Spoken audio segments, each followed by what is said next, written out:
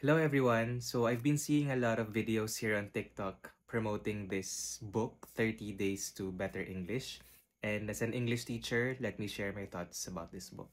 First of all, ang focus ng book na to ay more on spelling, pronunciation, vocabulary, and grammar. Tapos as you can see, dun sa title niya, 30 Days to Better English, talagang planado yung lesson day by day. Kahit 15 minutes a day, pwede mong matapos yung lesson. Tapos para sa akin, organized din yung book kasi yung first 5 days niya ay para siyang pre-test, no? Tinetest mo na yung English mo.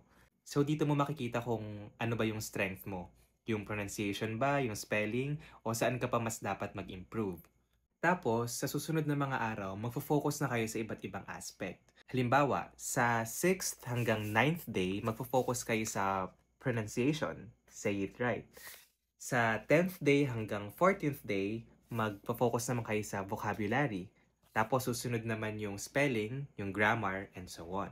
Ngayon, madali po bang maintindihan yung lessons? Para sa akin, opo. Kasi simple lang, tapos may activity pagkatapos. Yung activities din, meron na siyang answer key, tapos may paliwanag din kung bakit yun yung sagot.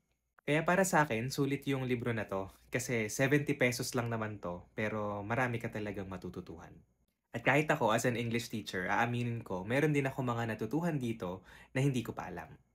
So if you're watching this video on TikTok, click mo lang yung yellow basket to check out this book. And kung pinapanood mo naman to sa Facebook, ilalagay ko na lang sa caption yung link sa Shopee para nabili mo din. Diba? Kaysa cellphone ka lang ng cellphone, mag-aral ka na lang ng English 15 minutes a day, husay ka pa.